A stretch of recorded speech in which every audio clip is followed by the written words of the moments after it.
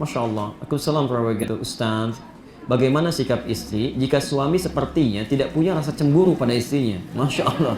Apakah termasuk suami yang saleh? Ini jarang-jarang begini, ada istri yang pengen dicemburuin suaminya gitu. Tapi dia ibu bertanya ya, Quran surah keempat ayat 34. Kalau ada persoalan yang kira-kira melahirkan dugaan, jangan didiamkan. Komunikasikan. Kata Quran, fa'idhuhunna. Jangan didiamkan, jangan banyak prasangka. Nanti lama-kelamaan membesar, jadi masalah besar.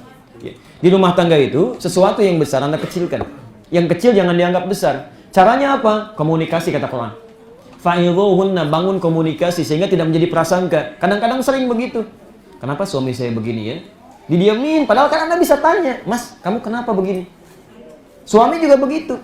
Tumben istri saya sikapnya begini. Pasti terjadi sesuatu. Nyangka tuh Anda, kenapa nggak tanya? Kenapa kamu begini? Sampai ke kamar mandi misalnya iPhone-nya dibawa, gitu kan? Cek, tanyain aja. Boleh jadi terjadi sesuatu, ada kepentingan dan sebagainya. Ya. Dan yang paling indah, ini saya berikan rumus. Ini indah rumus Quran ya. Quran surah ke-91 ayat 7-10. Kalau Anda bisa terapkan rumus ini, itu nikmat keadaan rumah tangga. Enak banget.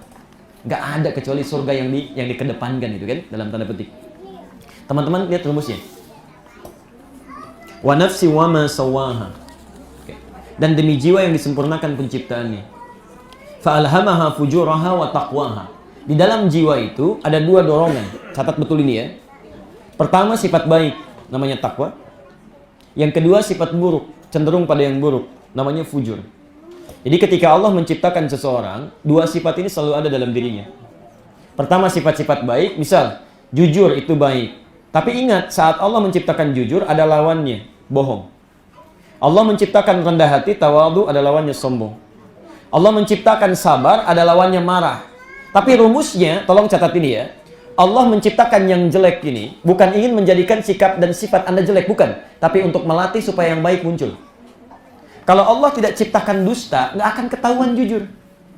Kalau tidak diciptakan amarah, nggak akan teruji sabar. Kalau tidak diciptakan bohong, tidak akan ketahuan jujur. Dan kalau nggak diciptakan sombong, nggak akan ketahuan rendah hati. Rumusnya apa? Qad aflaha man zakkaha. Ini poinnya. Akan bahagia kehidupan seseorang bila selalu menjadikan yang jelek itu menjadi katalis untuk memicu yang baiknya. Jadi kalau Anda menemukan sifat dan sikap di pasangan hidup yang tidak menyenangkan, rumus Qur'annya cari lawannya. Karena di situ Anda diuji. Misal Bu ya, marah dititipkan pada suami misal. Pulang dari kantor tiba-tiba dia marah. Saat suami marah, Allah menitipkan marah pada suami bukan ingin menjadikan suami pemarah, bukan. Tapi ingin menguji kesabaran pada diri ibu. Yang kalau nggak dititipkan marah pada suami, sabar di ibu nggak akan kelihatan. Itu poinnya.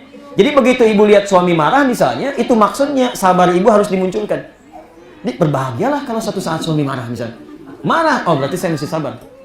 Bapak juga sama. Pulang ke rumah, lihat istri cemberut misalnya, cari lawannya.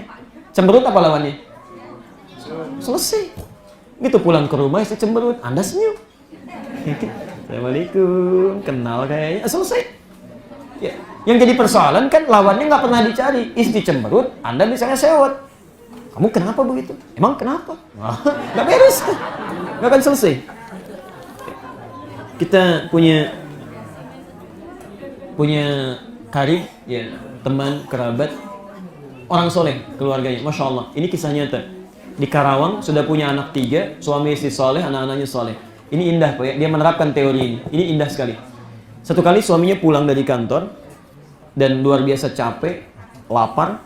Istrinya biasa sudah nunggu di rumah. Tapi dia telat masak, dia masak. Ya, suami buka pintu dan disambut, dicium tangannya, didudukan ya, di meja makan. Dia katakan, tunggu Pak ya, makanan belum selesai. Kata suaminya, Mah, tolong untuk Danjel bikinin mie katanya. Singkatnya dibuatkan mie oleh istrinya. Karena dia saking sibuk yang ingin segera jadi, dia lupa ya. Garam yang 1 sendok untuk sayur, dia masukkan ke mangkok mie. Diaduk begini. Baik. Begitu selesai, istrinya senyum, tenang karena merasa sudah siap bikin mie, dia kasihkan. Pak, ini ya untuk ganjel dulu katanya. Tapi suaminya alhamdulillah senang, makasih Mak. Okay. Begitu mamanya pergi ke dapur, dia mulai santap mie itu. Maka santapan pertama, Masya Allah. Antum datang Pak ya, pulang ke rumah. Capek, lapar, dikasih mie dengan garam 1 sendok. Bagaimana responnya? Baik. Nah ini poinnya. Garam apa rasanya? Asin. Dia paham betul rumusnya, maka dia keluarkan kalimat yang manis untuk memanggil istrinya. Ma, sini sayang. Anak 3, Masya Allah ya. Baik. Dipanggil sayang istrinya, nggak biasa, Masya Allah gitu kan. Datang istrinya dengan senyum simpulnya. Kata suaminya, sini duduk samping papa. Masya Allah. 2, duduk bersamaan. 3, belum selesai. Sini duduk samping papa.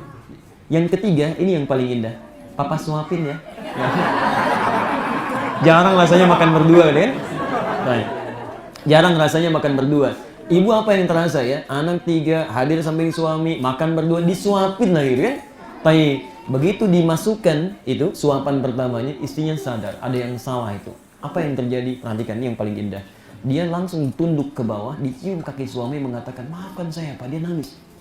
Saya tidak sengaja katanya kan. Suaminya indah sekali. Diangkat istrinya, dia angkat, dia katakan, mah kenapa begini? Bukan, gak usah begini. Papa hanya ingin mengatakan, jarang kita makan berdua kan? Jadi begitu diangkat, lihat ya. Hanya gara-gara garam 1 sendok yang asin, tumbuh cinta 1 mangkok. Akhirnya hilang itu semua, hilang lapar, pergi ke dapur sama-sama, masak berdua di situ, selesai. Kenapa nggak bisa kita pakai dalam kehidupan? Nyaman gitu kan? Tapi memang teori mudah disampaikan, prakteknya tidak mudah. Ustadz juga sama, makanya jarang ada ustadz ceramah bawa istrinya, itu jarang.